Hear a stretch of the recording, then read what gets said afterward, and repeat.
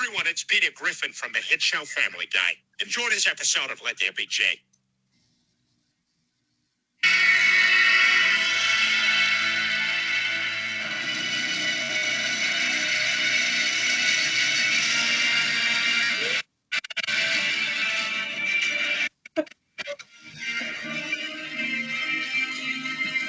Hello.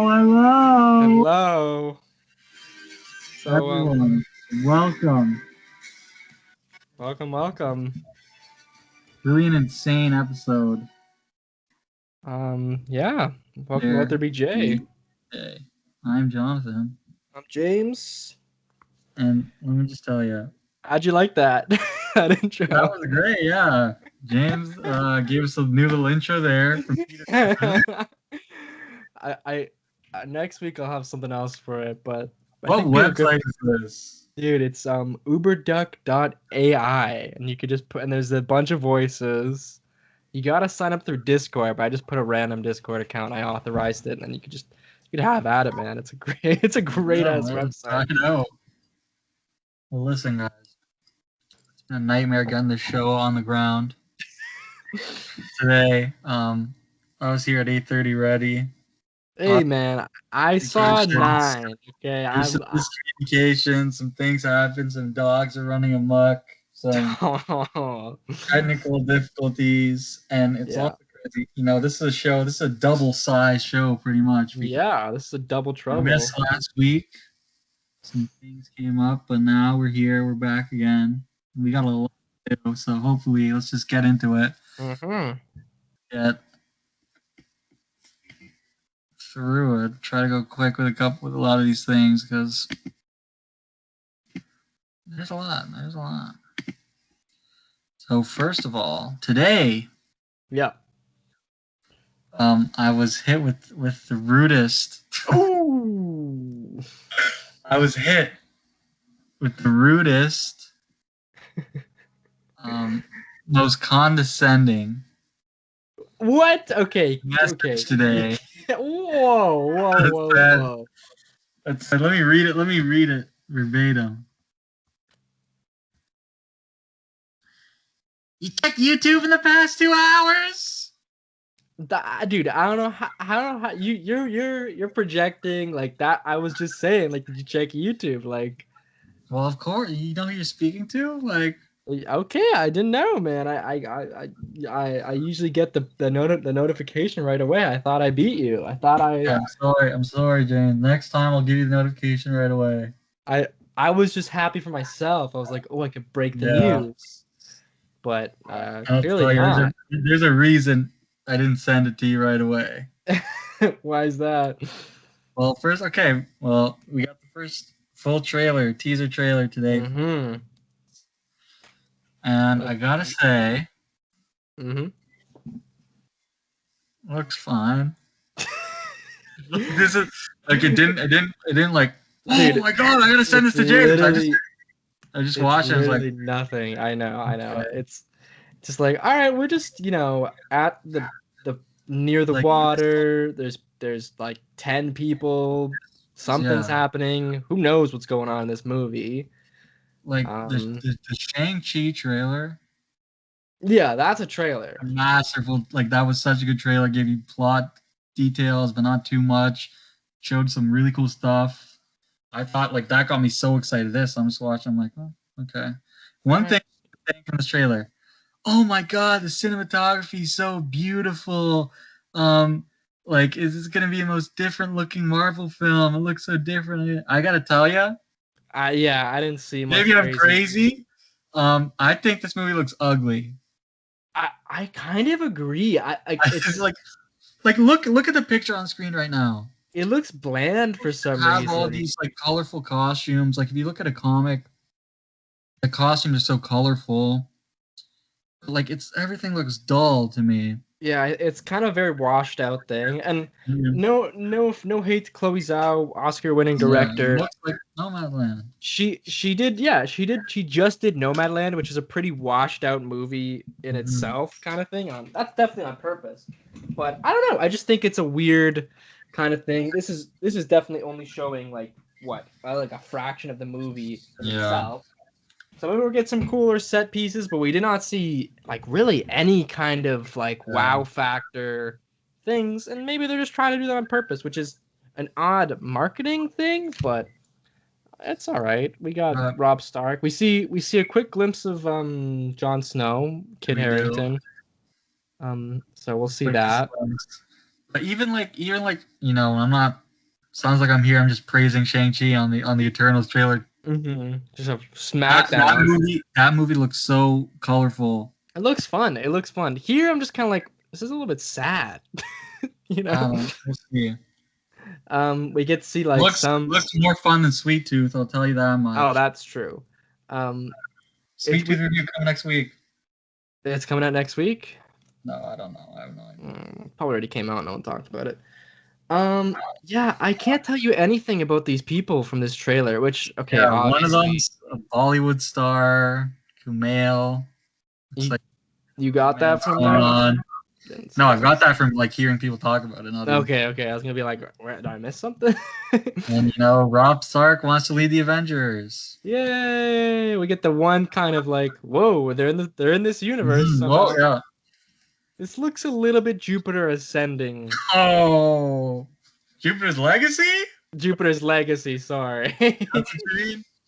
I don't know if we gotta go that far, but I don't know, just the color. Okay, whatever. Yeah, it's gonna be a good movie, I imagine. Yeah, it'll be good. It's the best thing ever. It's just the trailer.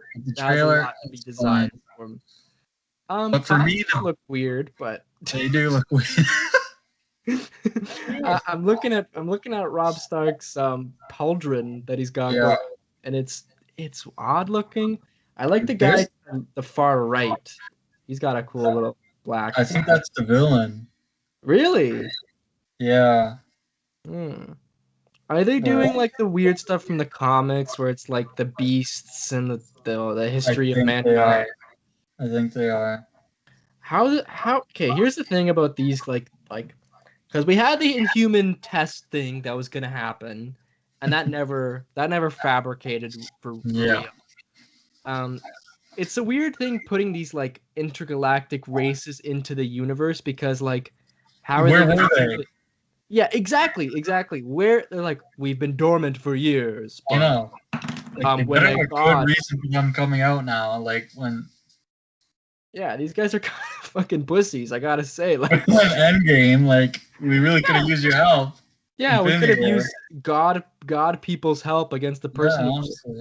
Half of them probably got wiped out too. Do you think they're exempt from happenings? Dude, look how many of them there are. It's a lot. I don't know how they're gonna juggle this many people. Too many. Production. Well, apparently this one. Apparently Gemma Chan is the main one who's. Gemma Chan is to the right of Salma Hayek? Yes. Yeah, yes. The main one is not in the middle, oddly. Well, no, because Salma's the leader. That's why she's in the middle. True. But yeah, it looks. I'm sure the movie will be good. It's okay, Looks fun. Honestly, let me tell you, the biggest takeaway of this trailer for me was excitement because this would, if this would mean a No Way Home trailer comes out in a month. Let's go! So that's got me excited because this is November, No Way Home's December. They follow the formula. 1 month. A month from today, we're gonna have seen. Think about this, James. I'm thinking. A month from today, we could have visual confirmation of Charlie Cox and Tom Holland on the screen together. Yeah, we could have it, or we could be disappointed. That's the two. I'm not gonna be disappointed if it's on the trailer, but the movie is where the real disappointment's gonna happen. Yeah. So these guys all got like different powers, I think, right? I'm pretty sure the short kid has like speed. Someone's got like Doctor Strange projectile yellow. The girl at the left. I know she's deaf. Okay, cool. It's a deaf actress too. Oh yeah, I heard about that. That's neat. But she's been doing some like she has super speed, I think. And you got the kid, kid is doing whatever. Why she's a kid when they're all like millions of years old. Yeah, and Kit Harington's not shown in this stuff here. I guess he's just like an off-brand Well, offshoot he's not an guy. Eternal. He's a human. Oh, he's a human that gets He's eternalized. no, he doesn't get. He's just human. He's just a knight. He's just the night man. He's the night Interesting. man. He's the He's a night knight man. We'll see how this goes. I don't know. We'll see how it goes. Maybe we're both missing something. I don't know. Maybe I don't know. People are loving it today. So Really, I just looked at the comments. I just saw people were like, "Where are they in Infinity War?" yeah, that for me that was the biggest thing I was seeing online. Everyone like making memes like, "Oh, the Eternals during the snap." I know they're just vacationing on this beach here, or whatever. Honestly, Maybe it's set before the snap. Actually, that would make sense. I don't know. Anyways, maybe. on to better things. Hopefully. Well,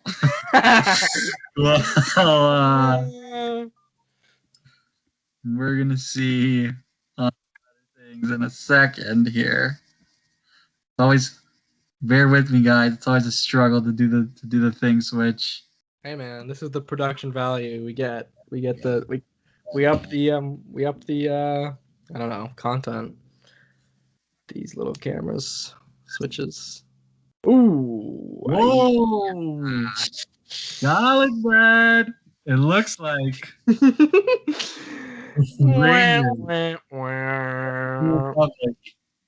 according to a report from Variety, is no longer in active development. And the world rejoices.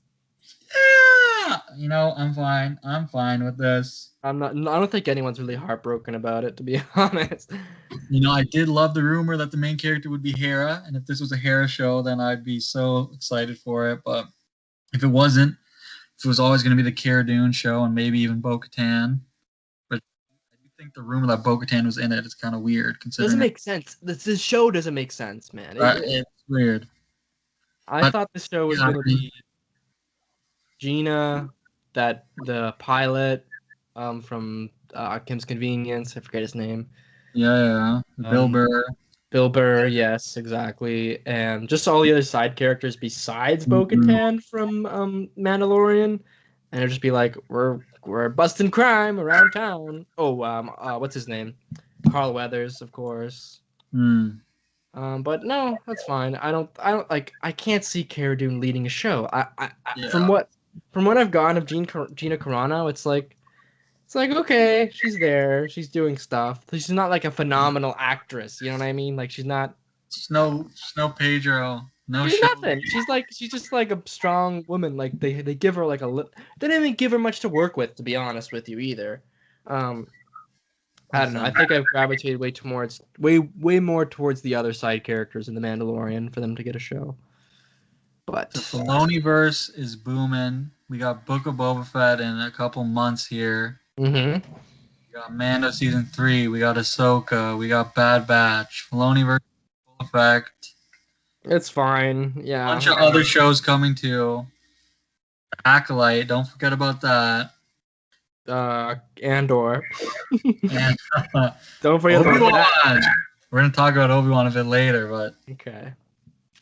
Yeah, it is what it is. Bye, Rangers of the New Republic. I'm sure there's gonna be some outcry about these Gina Carano like contrary people, but and they'll say Kathleen Kennedy is the virus or whatever the fuck they say. But I don't care. I don't think people who really care about the Mandalorian are too upset either. And that's it. Alrighty, so next piece of news here. And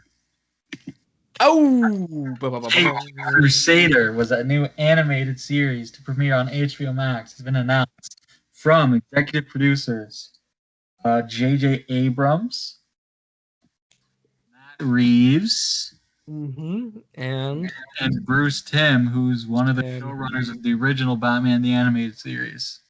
I'm actually very excited. I loved a lot of the original animated series. I saw I think a good amount of it when I was a kid. I have not seen it. I gotta check it out. It's a good time. First introduction of Harley Quinn, and that's been a mainstay in all of Batman media, which is crazy.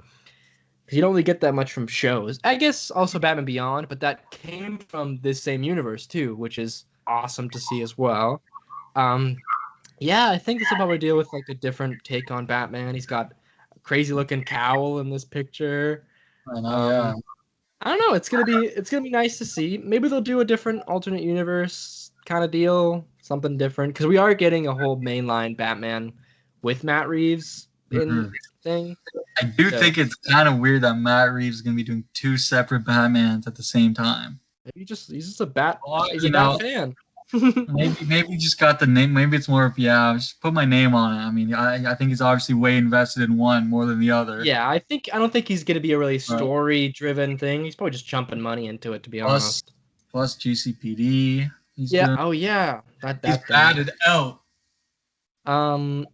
Yeah, I think he's not really gonna be a creative force. I do think Bruce Timm will be a very big force on it. The main guy here.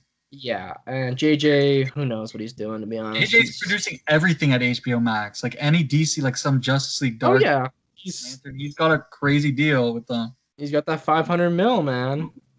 Insane. But speaking of HBO, did you hear Robert Pattinson today signed some first look deal at all of Warner Brothers stuff?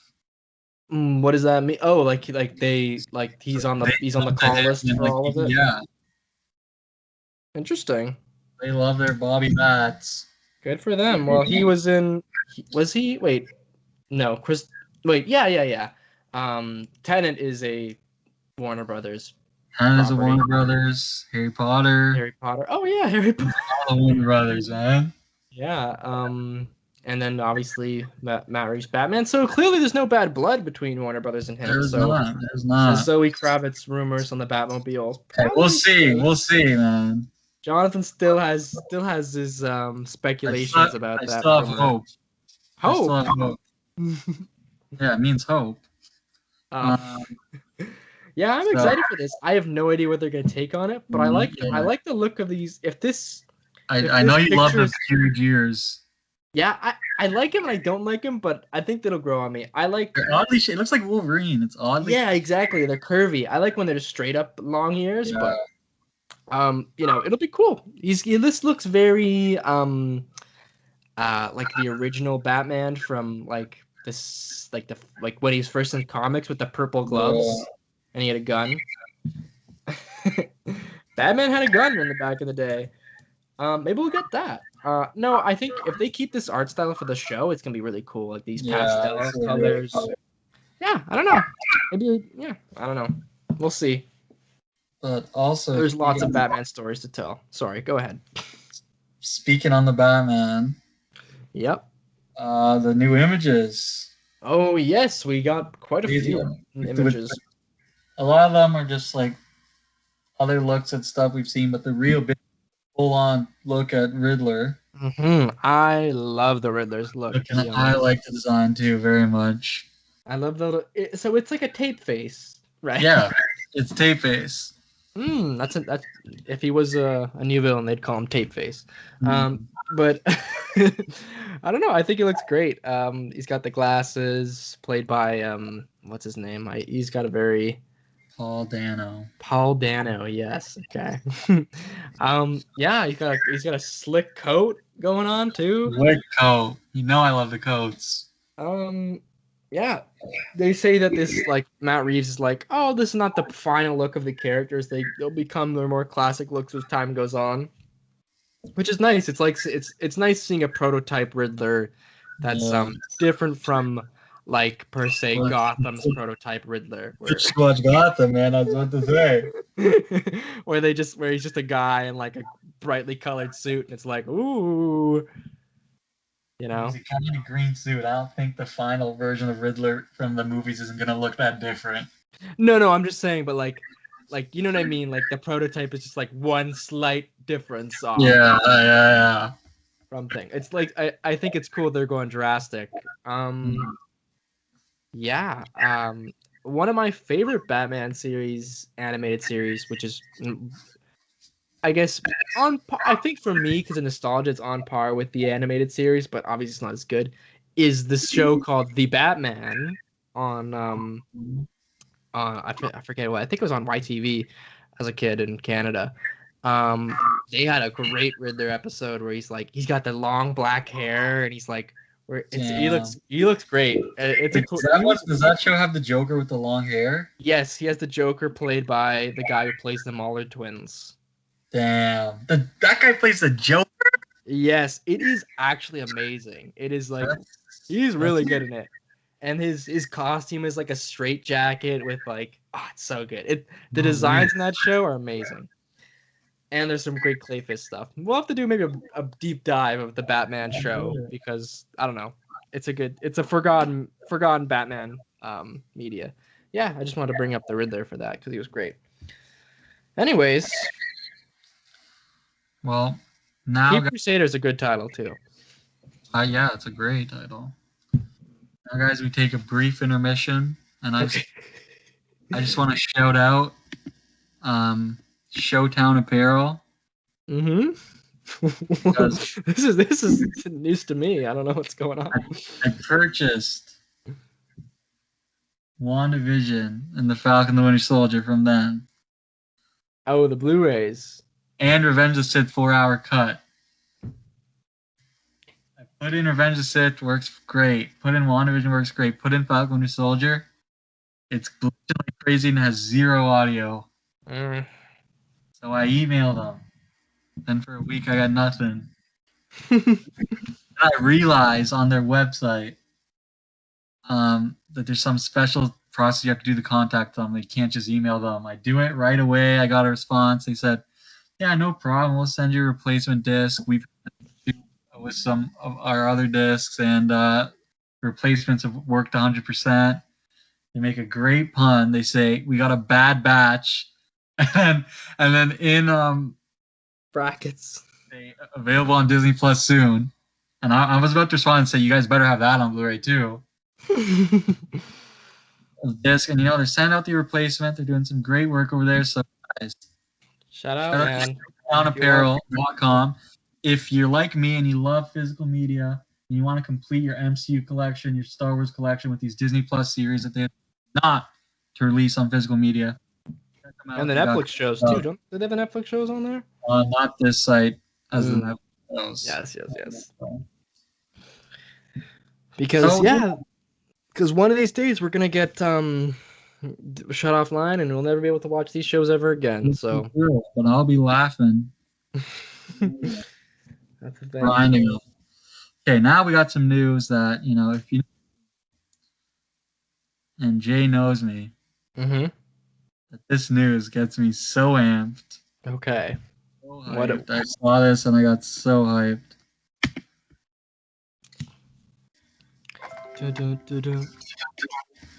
Ooh. Henry Cavill is currently being eyed to play Connor McLeod in the long-awaited, much-anticipated reboot, The Highlander. So Johnny is a massive Highlander fan, and personally, I've never seen it. So I'll be. I think we gotta do a commentary. Yeah, that's what I'm thinking. I was gonna say. You know this man because this is Raiden. Raiden is the OG Highlander, great guy. Basically, it's a guy who's immortal. Group of kind of like the Eternals, but better. Hey, whoa! Great movie. I think Henry Cavill will kill this role. This movie's being directed by Chad Stahelski, who's one of the John Wick guys. Yeah, he is. Yeah, he's the main one, isn't he? Yeah, because it was the two of them, and then one of them left, and he's the one that continued with them. Yeah, I love him. I love those. I'm a big John Wick fan. I'm excited to see that. That's great. What else did Chad Stahelski do recently? He did something. The other one did Atomic Blonde and then Deadpool 2, but I don't think. I swore I've seen a Chad. I don't know. Whatever. I also love Henry Cavill, so I'm definitely excited for him to get him in some nice Witcher hair. We'll make it brown. Put him in Scotland in the 17 somethings. This is also in a Macbeth movie. So yeah, so hyped for this, guys. If you haven't seen Highlander, watch it. We'll do it when stuff gets confirmed. We'll do a commentary. Guys, we're gonna start doing commentaries soon. Yeah, well, we have a surprise for our first. Later, yeah, we'll tell you what our first will be. But now moving on to our next topic, which let's just see what it is first, because we got something to say. Okay, yes. So recently in an interview, McGregor said that on May the 4th, okay, this is not even news, it's prediction time, baby. Oh. Analyzation. Put on the tinfoil hat. Mm-hmm. On an interview with Jimmy Kimmel. He was on the set of Obi-Wan Kenobi with Ewan McGregor, and he asked him, so, how's it been? And he said, oh, it's great. And he said on May the 4th, he filmed the scene with someone very special to him. And Jimmy Kimmel went, oh, who's that? Is that someone you've worked with before in Star Wars? And he said no, because I think obviously everyone's thought was that it was Hayden Christensen. But he said no. And then he said, is it a family member? And he said no, not necessarily. So something very special to him. You see this image. This is Esther. Ooh. Yeah, this is his daughter. And for Christmas, he got her, or probably didn't even get her. He just asked and they sent it to him. The $500 Grogu. I'm calling it right now. In Obi-Wan Kenobi, we're getting a flashback. He's the one that saves Grogu from the temple. Why did I think this was on set? I thought that. No, I was like, whoa. that would be a bigger story if he was on set. Yeah. Yeah, Jay, thoughts? You think this is likely to happen, or? Oh, I think it's probably 100% happening because they gotta explain it somehow. And he was at the temple with the killing all those clones. Sure, right? Like, when he leaves the message. Mm-hmm. Ultron, like right after that, on his way out. Oh crap! The baby's here. Oh shit! Yoda's on his way out. Hey, go get my son. You had a son? What if there's some conflict there? Oh, Yaddle? Yaddle. Yeah, that's the prediction. And we hyped. Yeah, it looks great. I thought that was it looks pretty. That $500 one, it looks great. Yeah, well, yeah, better for $500. Apparently, the real one's $2 million. So, dude, I was like, damn, she's just holding that $2 million. Well, George is holding it. So. Oh yeah, well, he can do whatever he wants at the ranch. Alrighty, well, moving. You said ranch, and I thought of something. Moving on. There's some news that's going to be news to you too, James. I love getting news from me. Oh, actually, I just saw this on my Instagram feed. Yeah, but it's not news. So, basically, Evangeline Lilly posted, I think filming starts soon on Ant-Man and the Wasp Quantumania. Mm-hmm. And Evangeline Lilly posted on Instagram a picture of the script and put a bunch of hashtags in the bottom of like a bunch of the actors who were in it. But one of the hashtags was Corey Stoll, who of course plays Yellowjacket in the film Ant-Man. So, maybe he didn't die when he went to the quantum realm, even though like his body collapsed on himself. But hey, I mean, you could just be crippled in the quantum realm. No, there's like some healing properties in there too. Isn't that? Yeah, there are. So you could be fine. So Quantumania, maybe they go to the quantum realm. They find. So he might be returning. Jay, would you be down for him to return? Of course, man. Here's the thing. I don't want Kang the Conqueror to be a one-off villain in Ant-Man Quantumania. I think they'll be idiots. Here's why I don't think they will. He will be because of the setup that looks like it's happening in Loki.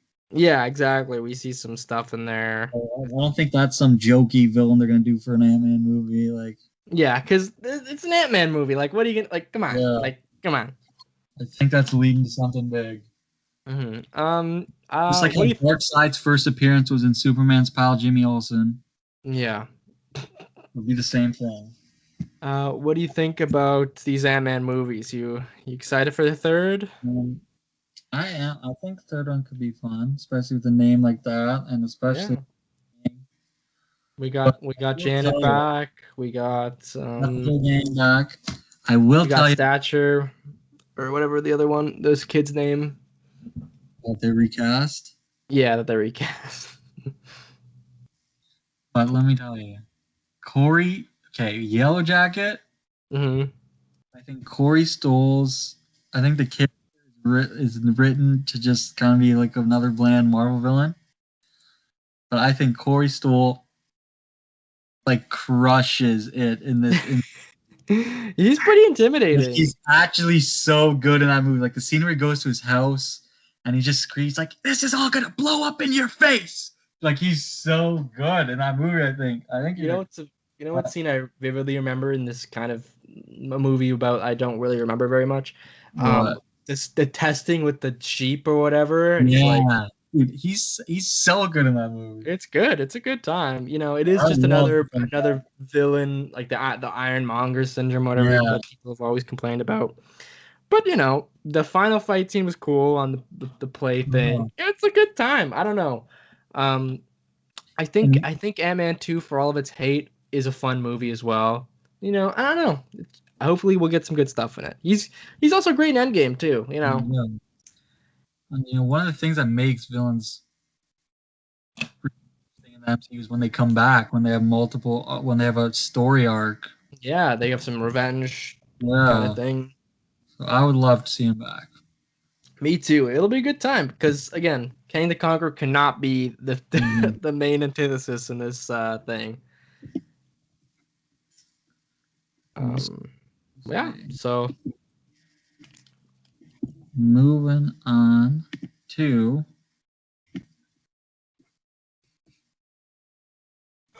whoa. Dwayne The Rock Johnson has been cast as Krypto What the fuck? in DC League of Super Pets. That's fun. Okay, so he's playing Krypto and Black Adam. Yeah, I was gonna like that's crazy. Yeah, it'd be fun. This may be a fun little movie. Good there's Krypto. I know Bat Hound. I don't know any other pets. I'm gonna look up Super There's Pets. definitely a fish in there for Aquaman. Oh yeah. Hey, maybe There's the that. fish guy from Invincible they'll get. Oh yeah, Aquarius, I think was his name. Or maybe they'll get a monkey because those always sell in the comics. Yeah, monkey. There's that evil cat from Green Lantern. Have you know the story about the evil cat? Yeah. The red. Yeah, he's the Rage Lantern, the Red Lantern, and he's fueled by rage. Pretty cool. Maybe he'll be the villain. That'll be fun. Streaky is Supergirl's cat. Jumpa is Wonder Woman's kangaroo. Oh, interesting. And that's all I'm seeing here. But yeah, Ace, the Bat Hound. There's been a criminal lack of Bat Hound media lately, so. But yeah, I'm down to see a monkey in it though. Show me the monkey. Yeah.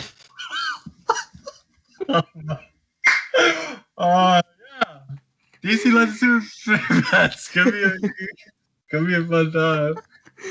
Yeah, that little picture of him looks great. It's very Secret Life of Pets. That's from the movie.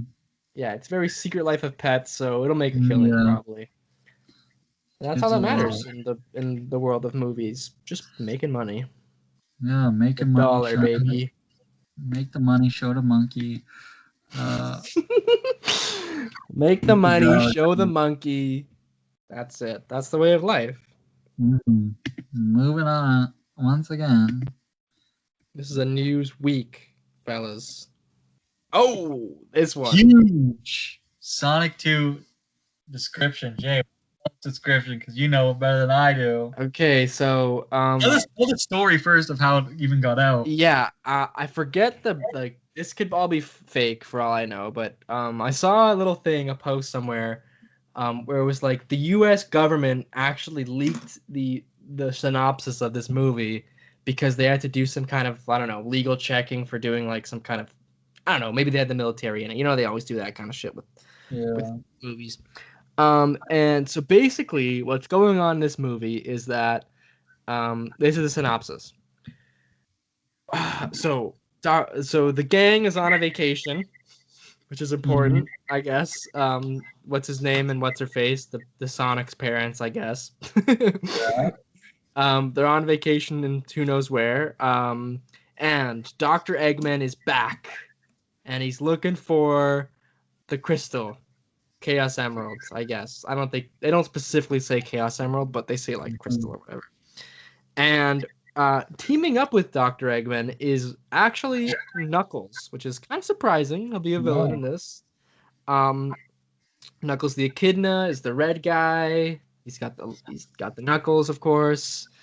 And helping Sonic defeat these foes is none other than his trusty friend Tails Miles per Hour. I think his name is Miles per Hour, and they call him Tails. Really? Yeah. Yeah. But yeah, sounds like a fun movie. Who do you think is playing?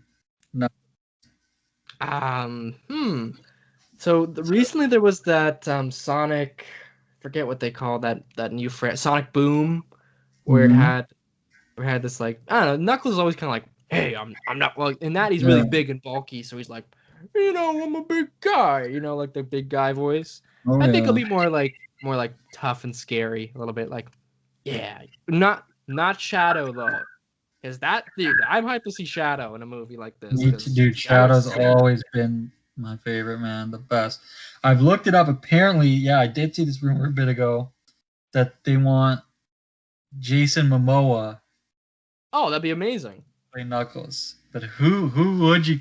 They already have a Tails. It's just some like high pitched. Just some like, hey man, in the last one, right? Like, yeah. Like, I gotta find Sonic. Yeah. I don't know. I couldn't. Good voice. You know, J.K. Simmons. For Shadow? No, for Knuckles. Sorry, I thought you meant Knuckles. Oh. For Shadow? Shadow, I say Keanu Reeves. No. Oh, really? I don't know. Because I just always think of the voice cast from the show, from like the games and stuff. Yeah. And it's a very specific voice, and I kind of want that to carry over. But you know, I'm not for Keanu. Whispery voice. Like, I'm Shadow. Oh, imagine John Bernthal as Shadow. Whoa! That's my John. Yeah, and there's also the white one. I forget that one's name. Oh, Silver. Silver, yeah, and Amy. We gotta see Amy somewhere. Yeah, Amy. I think Amy could pull up in this one. Yeah, probably. They'll probably save her for a little bit. Shadow, that's a trilogy ender. That is a trilogy ender. That's probably the post-credit scene. Yeah, for sure. Do you think we're gonna get So here's what's weird. I would think they would do this whole villain that would turn good thing with Shadow, but they're doing it with Knuckles. So are they just gonna rehash the same thing? Maybe. I feel like he. We didn't talk about this picture here, but yeah, this is a he's clearly posted up next to them, so maybe it'll happen early on. Maybe. But if we do remember, this is some deep dive into the movie.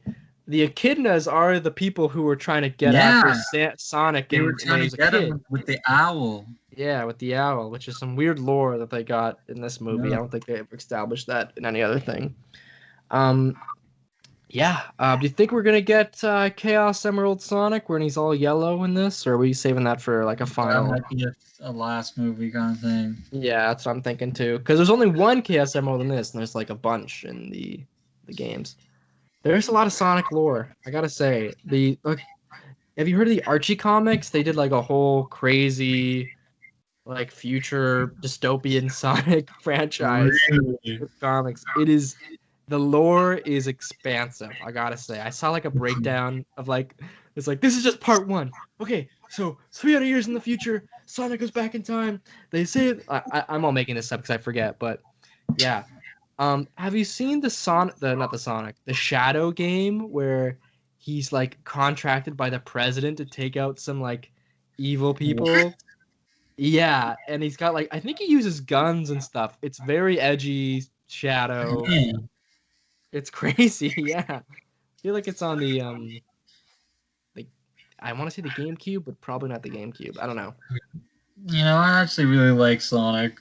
I think it's good. I think it's a Like very just weird talking about it, I'll be franchise. honest. Just talking about it right now, I just added it to my Amazon cart because I've made the decision I want to own it. I like Sonic. I like 2/3 of Sonic. Let's just say that. Let The me tell you what middle, I love. the middle third wants me to tear my eyes out. Okay, go on. Sonic 2007 Hmm. is a great game. Always play at my orthodontist they would have with the PS2. Dude, those games when you play at the orthodontist, Yeah, next are level.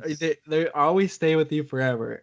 You do. And like, dude, and I've seen clips from that game. And he's got the thing going on with that girl. Yeah, which is kind of weird, That but game's nuts. It's like that game gets serious. it's very like Final Fantasy, Time Kingdom travel Hearts. stuff. But yeah, hey, Sonic 2. I'm excited. It's got its diehard fans, man. Remember they Exactly. showed. Did we go opening night to see Sonic? I don't think we did. I swear we went the week. No, it probably was opening night because no way. We went opening night. The end credit scene happens with Tails. Everyone's cheering, man. Yeah, I remember there was like when they showed that like the drawing of Sonic, we're like, whoa! like there's like this is like the Marvel movies for these people, you know? This is. Yes.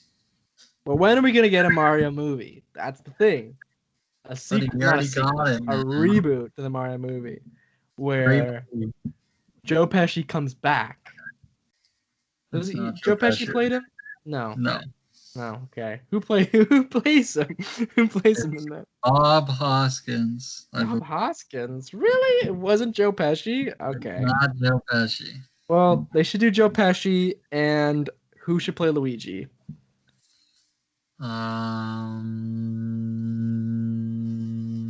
I say Joey Tribbiani from Friends. No, man. Matt LeBlanc is playing Luigi. Oh, Matt LeBlanc is playing Joey Tribbiani. Is playing Luigi.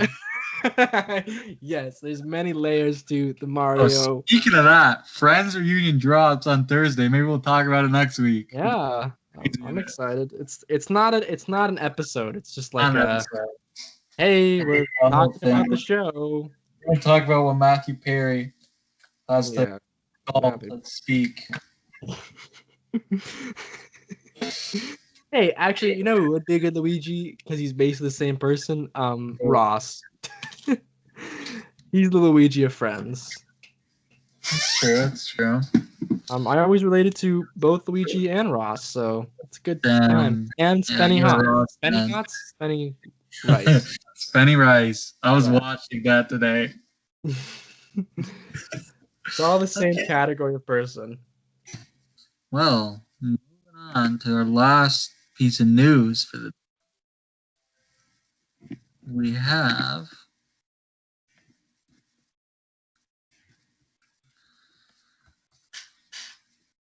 Knives Out Dose has been getting some casting information. Woo! So yeah, all these people up here. I think there's been some others, but yeah, listen. Knives Out. I thought it was good. Didn't blow me. Did a lot of people. I thought there's some really good stuff, some really weird stuff, some really like, I don't know. The ending's a little bit. I think the end is weird because it's like so predictable, kind of. Yeah, it's an average kind of thing, but you know, I like. Can't think of his name. It's blanking. Oh my god. Oh my god. Chris Evans. No. Daniel Craig. Daniel Craig. How did I forget Daniel Craig?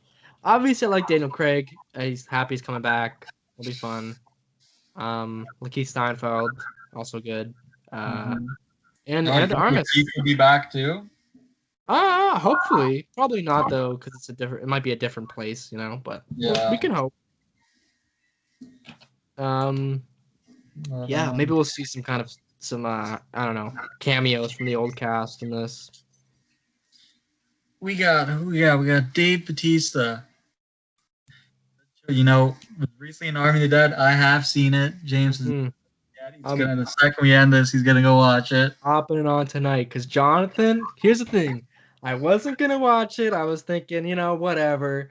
And Jonathan gives me I don't know what word would you call it? Just a fantastic I just suggestion. pitched it to him. He pitched it. He did a great pitch, and I was like, "Damn! I guess I'm catching it." Yeah. So, We'll discuss it next week. we'll do a little 5-minute review. But yeah, Ed Norton, of course, is also in it. Norton. The former Hulk. Former Hulk. What if Ed Norton was still the Hulk in this? I always think about that. Like, picture Ed Norton as Smart Hulk. I don't think it would. Oh, dude, It's weird, man. There's gotta be some like fan art of that. Ed Norton as Professor Hulk. Oh my god, I gotta find that. Yeah, he's good. He's in stuff. Fight Club, the like. Mm-hmm. Catherine Hahn have recently been on the rise. It seems, On the rise, the Han rise. Mm-hmm. And forgive me, Janelle Monáe. What's she been in? I don't really know. Let me look up what she has been in. So do you think it's gonna be a family thing again, or? Maybe not. Maybe some people are family, some people aren't. Yeah, because I can't see these people being actually maybe Catherine Hahn and Ed Norton, but Dave Bautista. Yeah, probably definitely not. Mm-hmm. Yeah, I think Ed Norton could play a great comedic role as like these things. Has he done a lot of comedy? I don't know. He's done great. I remember he did a cameo in Modern Family once. Oh. That was really played some like singer that Claire calls to the house for Phil. And then he comes and he's like playing on the guitar. It was really funny, but that's good. Yeah, I like Ed Norton. He pulls up on SNL every once in a while. Oh yeah, that great show. Dude, I want to see Dave Bautista. He's great in comedic roles too, like as Drax sometimes. And I gotta say, dramatically, what he does in the movie you're about to see, I was impressed. That's good, man. I hope we get more from Drax in this third installment for sure. Me too. Because Drax in Guardians 2 does nothing. He really does, yeah. Well, he really doesn't, I guess would be the word to say. Yeah. I hope it's a Drax and Rocket centric movie. Rocket movie. Who cares about Star Wars? Not me. We've gone a lot of Gamora, obviously. We've gone a lot of Pete. So let the other people shine. Anyways, Knives Out. It's kind of funny they're keeping the same name because here's the thing: in that movie, maybe they won't though. Maybe they won't. Yeah, exactly. In that movie, Knives Out doesn't really make. I don't know. It doesn't seem like it fits the movie. I think. Well, Daniel Craig says it once, I believe, and there's that room full of knives. Yeah. But I don't know. It's a weird title. I don't know. It's a good title though. Do you think we're gonna keep the same kind of like parody level of I don't know, mystery movies? I think obviously, right? Probably, yes. All right, well, it's exciting. We get to see more of our man Rian Johnson, we like him, right? We go love the Johnson man. Okay. So moving on to our next topic. So our main installment topics. Our main topic of the day. The best thing we've seen. First review of today. Okay. I have a feeling what you're gonna say. Yeah, I knew it. As soon as I saw your reaction, we watched Marvel's M.O.D.O.K episode 1 because here in Canada it's coming out weekly. It's coming out weekly. Which is crazy. I don't think I'm going to watch the show weekly. I'll just watch it all online. You think? Maybe we should do that next for this week. It's not a weekly show. type vibe. Yeah, I don't know, man. Because we see what Hulu does with animated comedy with Solar Opposites, and John and I are both pretty big Solar Opposites fans, Yeah, and it's but good. It's great. This is missing something for sure. It's really is missing something. Patton Oswalt, great guy, he's a great voice actor. Yeah, it's just it's like a bad episode of Family Guy, to me, my biggest issue with it, or maybe Robot Chicken. Go on, what are you saying? I just did not find it that funny. Really? Yeah. I did not. I found myself just watching it, and like 20 minutes in, I was like, I don't think I've laughed. It's bad when you become aware of your lack of laughter. Yeah, it really is. And I just like it's some plot with the boss and see, I don't know, some interesting stuff with his family, and I'm excited to see that. Yeah, I think the family stuff really has some potential, but I don't know. I don't want to see, because here's the thing. I wanted him to leave AIM, and the show is him dealing with the family, which I'm sure they'll get into. Yeah, I'm sure they'll get into it. It's just, I don't know. And here's the thing. We kind of need more Marvel-centric stuff in a Marvel animated, you know what I mean? Like, best example is Harley Quinn in DC. They throw out all the stops in that. Like, there's Lex Luthor showing up, Batman shows up, the Joker is involved. Like here we just get Iron Man. We don't get to see a parody of any like other things. I'm sure his henchman is a villain in the comics, but Adoptoid? That's her name. The one who wears yellow and has the mole. The girl? Yeah, the girl. Oh, that's some like girl up in AIM too. Like yeah, that's what I'm saying. I'm sure she's in the comics too. There's also Adaptoid. Yeah, I forgot he was in this show. I forgot he was in this episode. I don't know. We'll see. Maybe we'll watch it all tomorrow. Yeah. Not much to say about it. Nah. It's a meh. It's a 4 out of 10. Nah, for me. Anyways, on to better things. Much better things. Okay, let's see. I was very. This is all a surprise for me, by the way. If you guys are wondering. James never knows the show notes and the order of things. So yeah, so that's okay. That's the part of the fun of the show. It's the mystique of it. Ooh. Okay. So we missed last week's Bad Batch review, but not here. So we're reviewing episode 3, Replacements, and episode 4, Cornered. Yeah. I just gotta say, absolutely loved these episodes. Yeah. I liked episode 3. Episode 3 might be my favorite. Really? No, I still think the first one's the best. Episode 3, I think, is so good. So basically, episode 3, like the whole stuff with the Bad Batch, it's kind of. Yeah, that's kind of why I don't love that episode as much. But with on the Ordo moon, named after Candace Ordo, of course. But I think the stuff with Crosshair is so good. It's great, man. Darkest stuff in any animated series, I would say. Yeah, with his new team, he gets a new little outfit, you know. Squad, I love it. And I was saying to James, I don't remember if this is on air or not. Like, I would love if they did a Crosshair episode.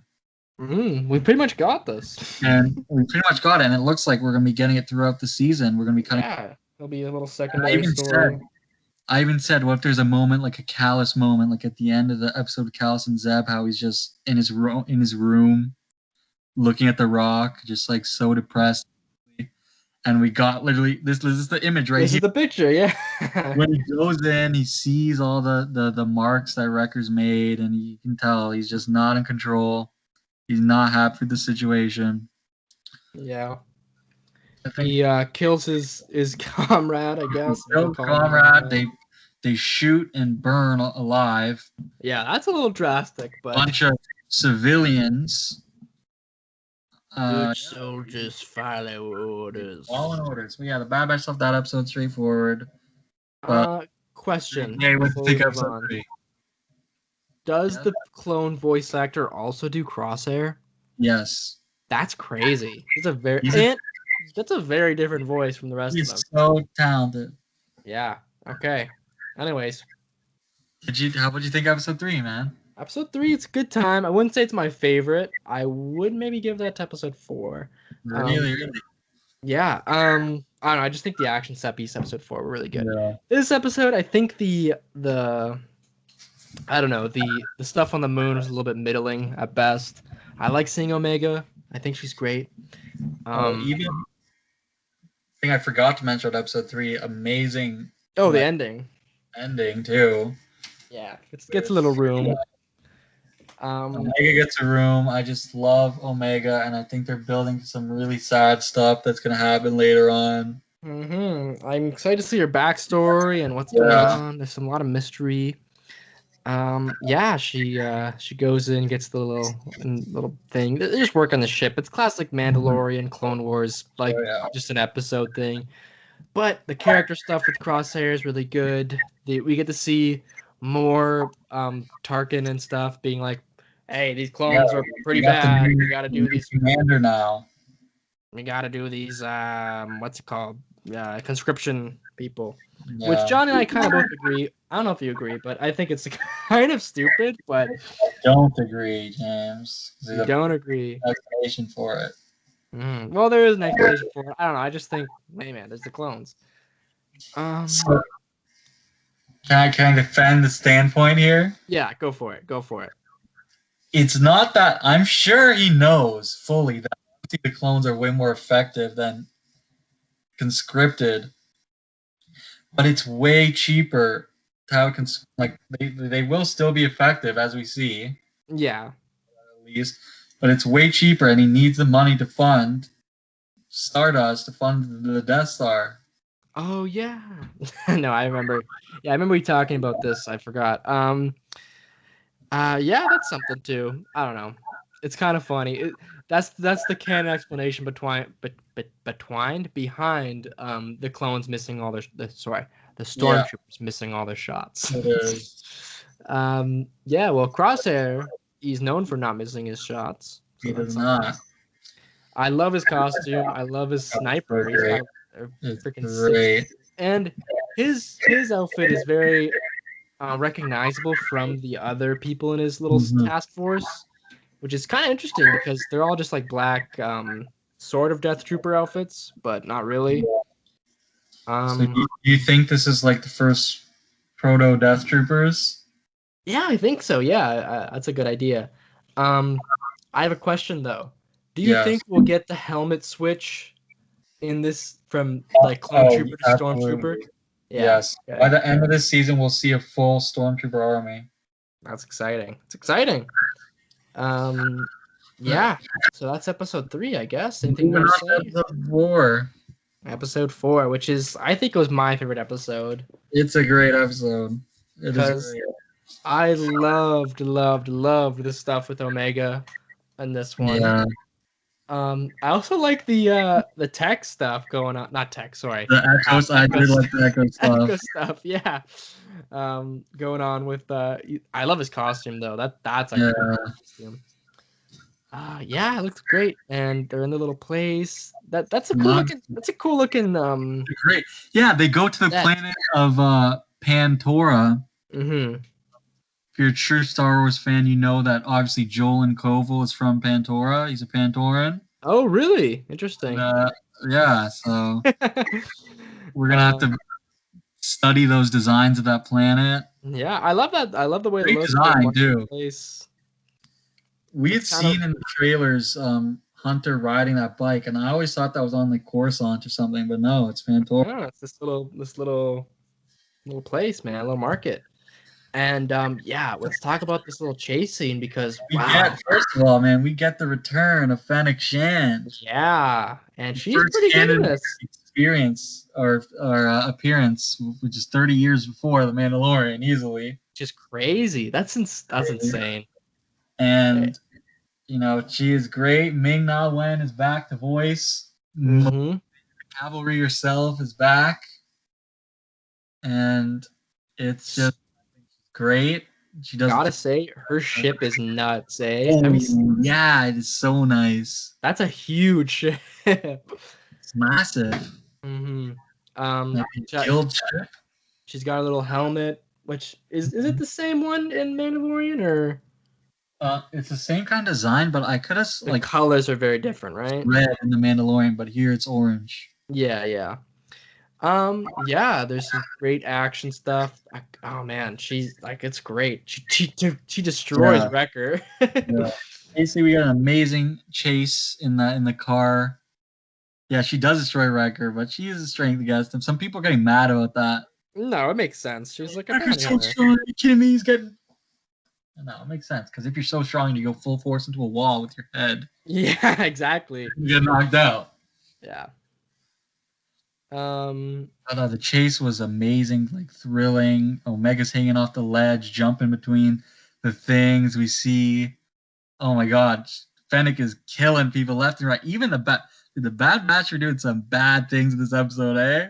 Well, they stole money from that one guy. They scammed the guy out of 3,000 credits, which is kind of crazy. That's like, I know. It's like, what did this guy like? What do you do? He's just a mark. He's a little rough around the edges, but because he tells a kid, if you break it, you buy it. But is that worth stealing 3,000? I know, which is a sizable amount of money in Star Wars, I think. And then he steals the speeder bike from some guy. Oh yeah. And then he takes the droids from their place. Yeah, they free the droids. Yeah, so that guy lost way more than $3,000.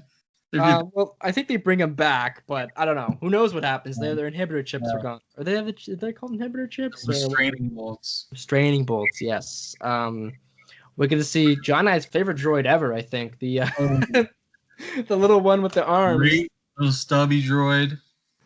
Love that one. We see the annoying little dog thing from Resistance. Love it. Come back here.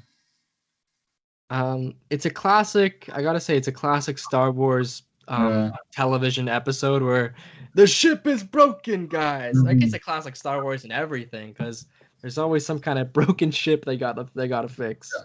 I'm hoping this Friday there's no broken ship. Yeah, that's well, yeah. What I really want now, or actually no, we'll talk about what we want in a bit, but this, I thought it was a great chase, man. Yeah, so she'll be coming back. I still remain that there was blood splatter when she shot those cops. I saw it. And I love the what's the race called? Damn it. What is the race called? I have it here on my Twitter. Called it is called Aqualish. Okay. Aqualish with the headphones driving the garbage truck. Oh yeah. That was a great guy, man. That is a great dude. That's a classic comedy little trope that they do. They escape, and obviously Fennec is still after them, talks to their employer, and the big question for them, even too, at the end, is who's their employer? I think the most logical explanation would be the Kaminoans. Yeah, because they have a vested interest in them. Even more, like I don't think it can be the Empire at all, because they don't care about. They don't care. They don't know who Omega. They don't know about Omega. They kept it from them. Yeah. So it's probably Kaminoans, I think, and I would love to see either she works with Boba Fett, or she meets Boba Fett, because I think it would be a great connection for the Mandalorian. I'd love to see a young Boba in this, to be honest, with his fully kitted out armor, because we haven't gotten it. Logan. Oh no, Mr. Logan. Well, they'll do some. I don't know, because we haven't seen that. I guess original trilogy era Boba Fett suit since the original trilogy. Only in comics and not any. Yeah. What would you call it? Television or movie format. So it'd be cool to see him come up. I think he probably will, especially this is a show about clones. He's a clone.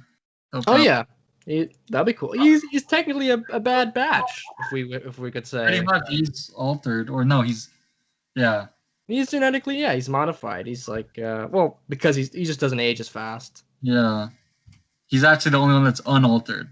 Yeah, exactly. But that does make him an outcast from the rest. But Yeah, what I the want to show, see, despite man, Daniel Logan. I want to see them. They're going to. Okay, the place where they're going to stay for good is an anagram of Florida. Oh, is it? What is it? What do they Florida. call it? I think the planet's called Edaflor Oh, nice. or Edaflora or something like that. And Mm-hmm. so they're going there. It's completely uninhabited. So my thought is like, Monster of the week. yeah, well, like, oh boy. But I don't know. I kind of want to see them become like. I want to see them get settled into something. I would Then it gets destroyed.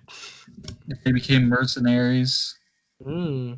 and they're I would doing like to like see a little bit of jobs. Rebels season 3, I Yeah. think, where their base gets wrecked. Oh, listen. People were getting mad that Thrawn was letting them go in every episode of Rebel Season 3. But let me tell you, it was for a reason, okay? Because he was tracking the location of Chopper Bay. Mm-hmm. And when he finally got it, he absolutely obliterates them. Yeah. If it weren't for that one guy, you remember this? That one guy who moves his Star Destroyer. And he tells him not to. He keeps telling his name's Admiral Constantine, the idiot. Oh yeah, he moves it out of Honor formation, says, right? "Do not move. Stay where you are." And he moves, and then Ezra goes and gets Sabine and the Mandalorians, and they come and help. And that's the only reason the Ghost is able to escape. Mm-hmm. Everyone else was pinned Everyone's in. dead. That was a great arc, man. I love that. That's one of the best things in that show, to be honest. That little chopper So base thing. Yeah. But hey, the Bad Batch, I gotta say, it's kind of blown me away. Like 4 episodes in, and like I haven't liked a Star Wars animated series this much after so little. Ever. Like first 4 episodes of Rebels, yeah, it was okay. Well, yeah, it took a long time to get going for Rebels, for sure. First 60 episodes of Clone Wars, a bit rough. But it's right away. I just love this thing so much. They got it down pat. They took a little bit of a dip Yeah. with Resistance, obviously, but what happened with Resistance? Who knows what was going on with that? They had like a I little. don't know. I think it was just an in-between type of show. I think the writing team took a little vacation. Then they're like, Dude, okay, I think it's the same writers as Bad Batch. really? But here, like Resistance, like it was a kid show, right? Yeah, I guess that's why. They meant it to be, and for what it is, I think it's well done, and like for littler kids, like they'll probably love it. And it wasn't like this is so awful, this is so stupid. Like it was not this. It just was not supposed to be like this. Yeah, it's not for like every audience, you know what I mean? Mm-hmm. I think that's why there's no grander connection to the universe with those, with Resistance, I guess, too. But this, we get a lot of backstory with the Bad Batch. Wrecker is definitely gonna kill everybody. Happening. That ship is going off 100%. And when Quinlan Voss, I'm telling you, it's gonna be Quinlan Voss. I'd be so hyped to see Quinlan Voss in this. That'd be insane. Quinlan Voss is gonna be going hard to a picture of Asajj Ventress. What is the Jedi we both love? That Oppo Rancisis? Yeah, what if Oppo Rancisis? Because he's still alive in. Oh yeah, he is. In some. Dude, in the Clone Wars, they show that his chair has a little hole at the bottom. Oh, so, for his tail. Slips in. It's crazy. That's funny. But yes, Bad Batch, loved it. Can't wait for episode 5 on Friday. Yeah. Yeah, we're going somewhere Friday, so I guess I got to watch it before we go.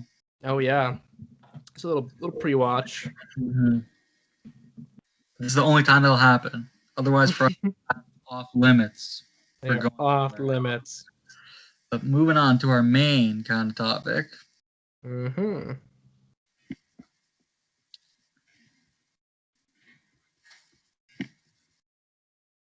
Boom. Boom. In preparation for his possible and heavily rumored appearance in Spider-Man No Way Home. Uh-huh.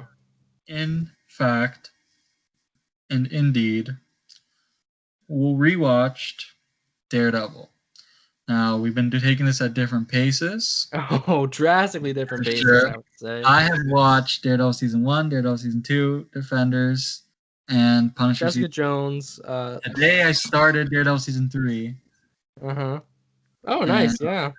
Jay is a couple episodes into Daredevil Season 2. Yeah, I'm on episode 5 of season 2, so we're getting there. We're getting there, but for today, we're just going to be talking about Season 1. Mm-hmm. Before we talk about Season 1, I just gotta say that I'd love to see Peter Parker in I'd love to see Peter Parker. That is not a Android AI. that is thing. 100% real. That is real. That is him in an interview. So, yeah. Did this movie come out during Tom Holland cast as Spider-Man? Was this like before? Season 1 would have Yeah. been April 2015. I think it was probably 2017 already- is. Well, 2016 Civil War. Yeah. He was probably cast, but he had never been in. Mm-hmm. Season 2, yeah, we had Tom Holland, so I think that's strong. Hey, man, might happen. We might see it. But Anyways, like this show came out 6 years ago, right? that is insane. That's the last time I watched it. That's insane. It's been that long. Do you ever watch something that's, older and you love the first time you watched it, that was a while ago, and you watch it again and you're just like, damn, it's just not as good as I remembered? No. Well, yes. Sorry, I didn't know about this.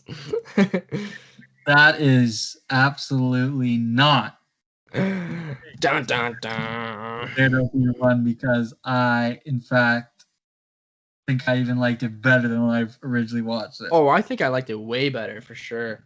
Daredevil Season 1 is a masterpiece of television, and it's funny that it's such a religious show when this show is God's gift to man. Oh, that's a good one. It's a good line. It is a great line. So I loved it, obviously. Jay, what do you think? Yeah, I thought it was amazing. I forgot so much of this show. Of course, we know Me like too. the big moments, points, but like the littler stuff, we forgot. the little stuff. Seriously, Like a long time. I think the order of things too. I was kind of like, whoa, this happens. Yeah. This happens now. I think the B plot definitely resonated with me more this time. With the I guess the Karen stuff is the B plot. Yeah. It's pretty wonderful. I can't like the fact that they pulled this off and It's amazing. it's great, man. All the characters so it just- good. You know what feeling I get from watching this? What? Just kind of sad. I'm sure I you get know, that. yeah, I know what you mean. I'm sure you get that too, just because of how wonderful this is and how, like, oddly and unsatisfyingly it kind of just came apart. You know what I mean? Mm-hmm. I don't know. Anyways, And for you the say beginning came of this apart show, instead of end, because it did end incredibly. It's just oh yeah, it's just like it just was the way. cut off. Yeah, exactly. Anyways, this show, man, it's wonderful. They say that the 13 episode run length of these series is a little bit I don't know what you would call it, just redundant, I guess. Drawn out. But for here, I think they pace it out. They pace it out very, very well. They do it perfectly. They have some. They do arcs. They did like the Russian arc. They did. Yeah, exactly. That's another thing. Three-parters. I think they perfectly do the 13 in the season. Because, we don't see word of the main villain of this show until like what, episode 4 or 3, where we see him. Like at the end of episode 3, you see him, I think. And then like he's not even a main antagonist until episode 5. Yeah. So we have 5 episodes of this subsidiary characters who I gotta say are pretty damn great. I like the Russian arc in this show at the beginning. I think they do a good job of doing that, and they never really get that back for season 2 because it's not really as arcy. Yeah. Which for a show that's non-episodic, these arcs are great. You know what I mean? It's I truly would like, something wonderful. yeah. You don't really see that too often with live action series. You know what I mean? Yeah, I think that's definitely something to say. I never really thought of it like that until watching it. I'm like, damn, we have pretty much like identifiable shifts in this series that we can kind of go off of, and it just keeps escalating. It's wonderful. Going and going and going. So yeah, um, I love how do you want to discuss this season? What are we gonna do? I just want to talk about. I just love all the side characters. Yeah, we could talk about the characters. Of course, we have the returning ones, the main three. Karen, Matt, Foggy. Foggy. And Karen and Foggy are just so good. They're wonderful. Foggy, especially, I That man think, is is underappreciated. He's the best, man. he is a great character, especially for like I don't know, he's very memorable. When you think of the show, you think of that guy's Yeah. face. Great place. Yeah. Even characters who don't really do much, like Miss Cardenas, is in there for I a bit. know. And It's such a big makes a mark. Too. splash. Claire, character who's in like 3 episodes, but makes it great. Yeah, she is not too much. Is she in Jessica Jones? Yes. So she's like a tying link between all of these characters, She's in every show. Yeah. And even Iron Fist? Yep. Wow, that's cool. That's kind of funny. They did that little connecting characters. She's connection. Her and Turk are in everything. Yeah, she's great in this. We are Disney's new Ahsoka. What's her name? Rosario Dawson. Rosario Dawson. I thought Rosario was her last name. Yeah, she's great. Night Nurse. That happens very early, the Night Nurse stuff, which I was kind of shocked. Also, talk about and you talk about something that's only good as its villain. Yeah. Let's talk Vincent about the villain. absolutely killing it as Wilson Fisk, and I think Wilson Fisk is such a great character because really, you follow him in this season especially. He's a secondary and protagonist.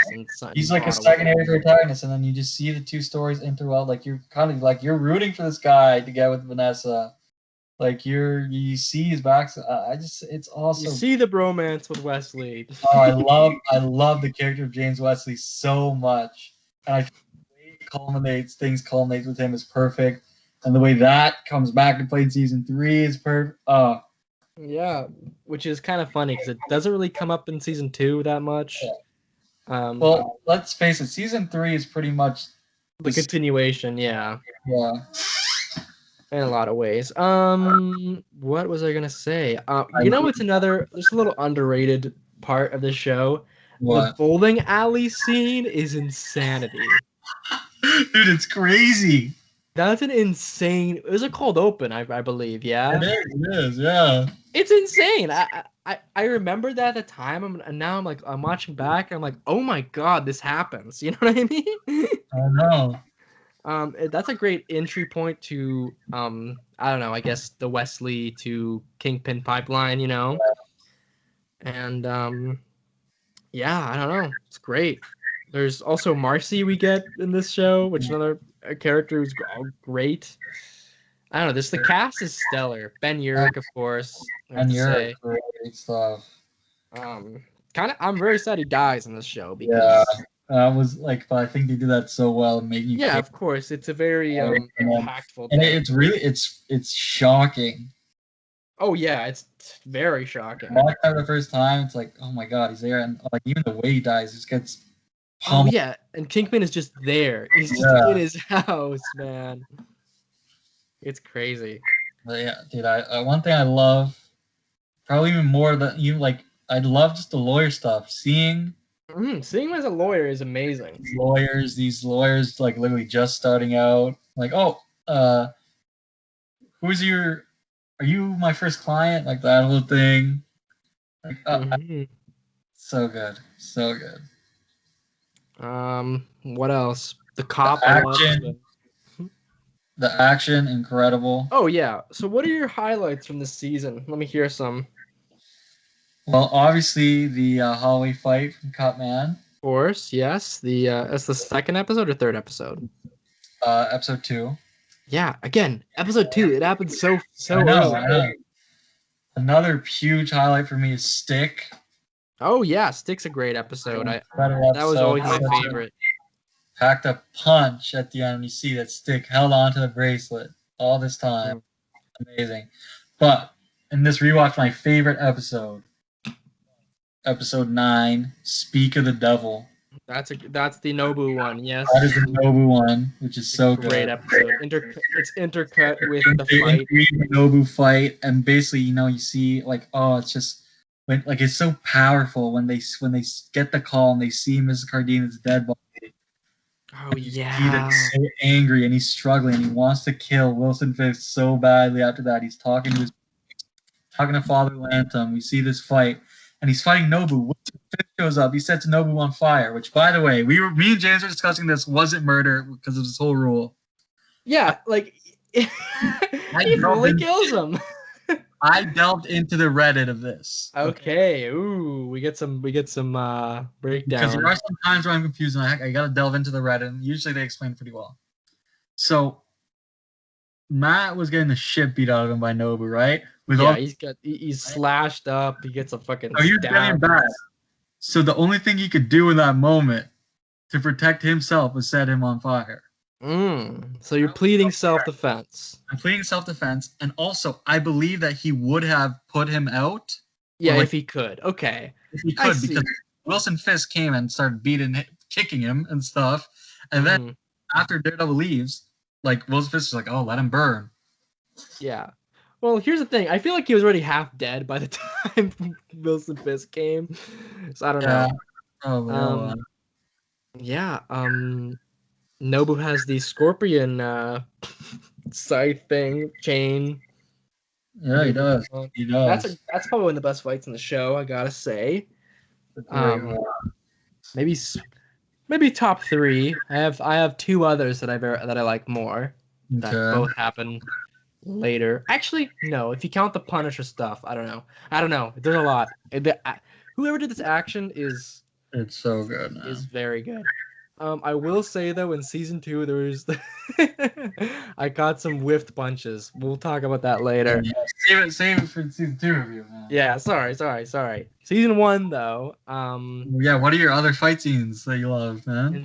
In season 1, let's see. Of course, the hallway scene is great.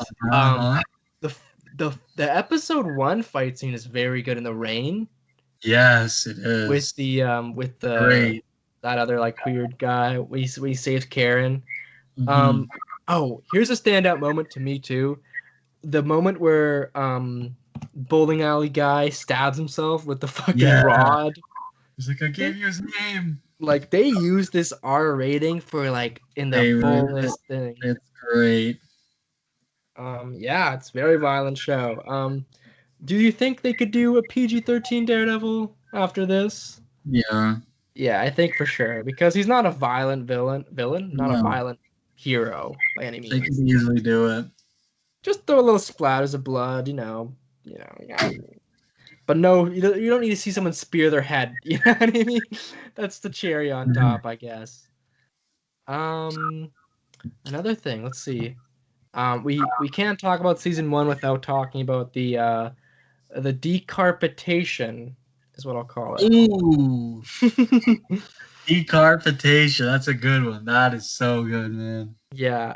Which is another way another aspect of Wilson Fisk we get to see very evidently in I guess the first episode we see him in, I think. Yeah. Like where he's basically just a big baby, and if you do something that goes against him, he will kill you. Oh yeah. Mercilessly. And that goes again to show like these Russians who are crazy like villains, you know what I mean? He wants to be a part of their team, like their cause, I guess. I feel like one of them's name is Vladimir for sure. Who knows what the other one is? And he's like, I'm coming. I want please let me in. He interrupts their date. Wilson Fisk does not like that. Good to see the true imposing. We get to see the true imposing power of this guy. He's a powerful man. It's insane, and I love how he never wears a white suit in this entire season. Yeah. Pretty funny. Yeah, they saved that for obviously season 3. Yeah, I don't know. What else you gotta say, man? I'm just gushing over it. Yeah, you know, he's got the suit, the bulletproof suits. Yeah. Oh, we gotta talk about Melvin Potter. Great character in this show. And I gotta say the Betsy reveal in season rewatched it actually makes sense a lot. Yeah. That's season 3, right? The Betsy reveal. Yeah, because something in season 2 even was like, okay, it makes sense. I love the part where he's like, "We take care of each other, we protect each other," you know. Yeah. Good. Was that's season 1? Yes. It might be season 2. Okay. Well, anyways, he's a great character. Is it when he gives him something? Feel like, I don't know, maybe he not. Gives him something and he goes, "Melvin, I don't know what to say." Oh, that's also a good scene. Like they're just bros, kind of. Yeah. There's so like the cast of this thing is so well done. Like every person does a great job. Please bring them all to the MCU. Everyone. I don't want like any omissions really, because I think it's just phenomenal. You know. Of course, Karen. Of course, Foggy. Even like minor people, like of course Marcy. You know what I mean? Like bring them all. Bring Warren Ellis. So weirdly, they can't. So I don't. Is the Bulletin a thing in the comics? Because I feel like this was the Daily Bugle, but they couldn't do Daily Bugle. So no. I think the Bulletin's in the comics. Okay. New York is. Yeah. The thing is, it's a Hell's Kitchen paper. Oh yes. Again, Hell's Kitchen is a crazy name for an actual place. I always thought it was made up. Yes. Me too. I always thought it was a fake thing. Trying to move Hell's Kitchen? Probably not. I know more about New York from the Spider-Man PS4 game than actually going to New York. I think so. I love that game that you can go to Nelson and Murdoch. And it's hey man, maybe I feel like it's a 1-to-1 remodeling in that show. So if you like just go down that street, you might see the place. Yeah. Avocados. Oh, one of my favorite episodes also is Nelson v. Murdoch. Oh yes, I want to talk about that. We get to see the backstory. We're gonna see the full range of Foggy and like that their relationship and the and how him being Daredevil really affects like both of them. It's crazy. One of my here's a little minor criticism, but it gets resolved obviously in later seasons. I would like to see Matt Murdock, attorney at law, being more in court kind of thing. We only get to see one real court scene. Well, season 2, you're gonna be happy. Oh, season 2, we get a big court scene. I know. We got a big trial, season 2. So I don't know, but they're just dealing with some more like personal stuff. I love the way they tied the Union Allied with the. Yes, I love the ending. We'll talk about the ending maybe in negatives, but I love in the ending that they use the law to get Fisk. Of course, it's wonderful. It's perfect, really. All right, so is that all the positives? I guess. Great fight scenes. I can talk for a million hours of positives, but I got it. Okay, one quick thing: the backstory for Matty Boy is great this season. You know what I mean? They get it done in the first 2 episodes, but then they sneak it in a little bit in the end. It's great. All right, so when Matt starts crying at the end of Nelson v. Murdoch, man. Oh man. Because Foggy's like, "You're ruining my life. We can't be friends anymore." It's just damn, man. I've had this conversation with James. So many times. That happened tonight, trying to get the show ready. Yeah, there was that. We were this close to just never talking again. But okay, a bit of negatives. Here's what I'll go. It's very stuff. I have two. Okay, one thing is not that small, but two really small things. One is Claire in a line says, "I can't see myself falling in love with someone." With yeah, exactly. And I was like, when she said that, I was like, what? I'm like, these guys know each other for 3 days and they kissed once, falling in love. I think that line was written wrong. I think it should have just been falling for. Yeah. But that's just a weird little thing that I was like, what with? My other thing is, what the hell are they doing with Karen and Foggy in the middle of this season? Yeah. They're like, it's like they're trying to put them together, but like Karen has made it clear that she doesn't like him. Yeah, But she she's says, telling him "Oh, to the touch ugly his one." face.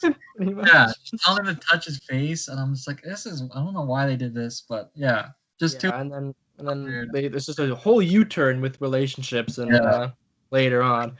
I don't know. I think Johnny agrees. I like the idea of Foggy and Karen being together. I don't know. I think it's cute. They have a lot of chemistry in that Cardenas. They definitely do. Yeah, and they're like going out a lot in season 1. Yeah, because Matt's off doing God knows what. But yeah. And my last negative will be, I think the ending is just a tad bit Anticlimactic. yeah, anticlimactic, because for the insane build up this season in, it's just like, oh, one like 5-minute fight with, and then we're done. Yeah, I think that was out of necessity because they had to show off the costume. Yeah, just to really show off but for me, I think it makes up. I know the explosion that is the series finale. Oh yeah. Fight of that, which is just mind-boggling, and is like the most satisfying thing I've ever seen in my life. The ending of that, the resulting of that. So I think that really makes up for it. But yeah, that's my what are your, got any negatives, man? I gotta agree with the Karen Foggy stuff. It's very weird. What are some negatives? It's hard to say. There's a lot. Like we kind of covered most of them. I feel like the planning of Fisk's like remodeling of the of Hell's Kitchen is kind of underdeveloped a little bit. We don't really know what he's doing. He's buying properties. Yeah. I think he's just like getting rid of the things. It'd be kind of cool if he was running for mayor. I think that'd be a kind of a more interesting, because his father was a politician or a failed politician. So that would be some neat stuff. But maybe they were building that up for another season.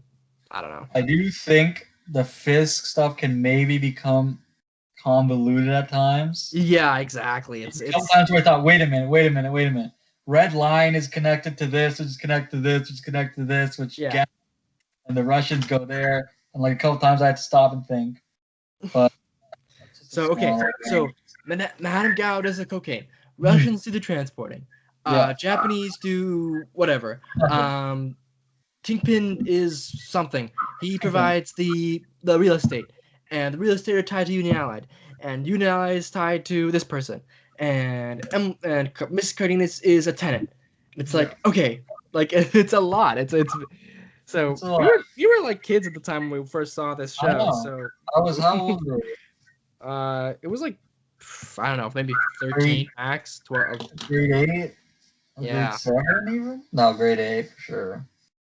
So, did you say we were 7 years old? I said we were.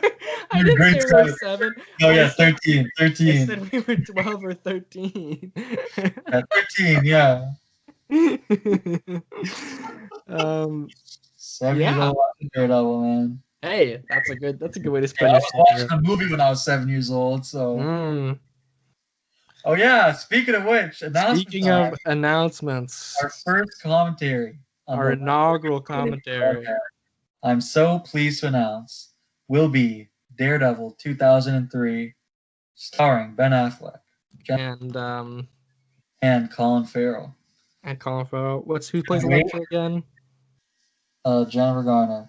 Dude, yes. Here's the There's an Elektra movie. I always forget it exists. Yeah, I was gonna talk about that. Is Jennifer Garner in that movie?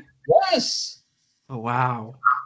But she dies in the. Oh, spoiler, I guess. No. Oh yeah. We're gonna watch Daredevil. We're probably gonna wait until we finish the little retrospective of all 3 seasons. Yeah, and it'll be our retrospective. That's what we'll call it. Yes. I gotta say one thing about the Elektra movie. I forget what Marvel movie I had burned on DVD, but at the end, you know, they had like previews or like trailers at the end of the special features. Yeah. They had the Elektra trailer on there, and then there was like this Marvel card game collectible series thing. Yeah, that you got hype watching that. I wanted so badly. It had like cards and stuff, and like it was kind of like a best way I can explain is like Pokemon, where like you would like and it would kind of like there's like stuff that opens up and you would see like the cool thing. It looked amazing, and it probably was not as fun as I imagined because I've not heard of it in years. But yeah, it was really cool. What movie would have been? Maybe Spider-Man? No. Spider-Man, X-Men. I gotta think of something. Can I watch this movie to death? Fantastic Four? I don't know. I'll have to look it up. I've got to do some research about that and try to see if there was some. I don't know. Oh, yeah. Back to Daredevil. I'm just in love with this show. More than I can even express into words. Yeah, it is probably the best Netflix show. Absolutely is. I'm giving Daredevil season 1 9 points out of 10. Okay. Yeah, I think I'll give it a 9.5. Maybe closer to 9. Okay. I'll do a 9. Just for other stuff to bring it in there. I don't know. We'll see. Anyways, it's a good 9 though. Not like a bad 9, if you know what I mean. Short 9. It's a long 9. It's a short 9. It's a long 9, exactly. All right, that's season 1. That is season 1, and that is gonna conclude. Oh. Okay. Oh shit. What? Okay. Yeah. Sorry. I had a thing planned. I gotta wait for it to go. Thing planned. Okay, let me stop for a bit. Daredevil season 1, and we're gonna get. We're gonna be. Oh well, one thing to saw. I just saw. They have just started filming. It's Always Sunny in Philadelphia season 15. Oh, that's nice. And you guys. What I've seen in interviews is that it's gonna be dealing heavily with COVID stuff. I can't wait. Johnny and I are amazing. Johnny and I are watching Always Sunny for the first time. It's incredible. One of the best summer break comedies ever. Yeah, I mean, I can't wait. Can't wait because we just got access to it through Star. Star is great, man. Yeah, they threw it all on. Oh man. All right, I got it. Hopefully it works. Okay, thank you guys for watching this show. Thank you so much for watching the show. It's been lovely having you. Here's what I had planned. Hey guys, thank you for watching this episode of Let There Be J. There you go. How was that? Amazing. Ciao.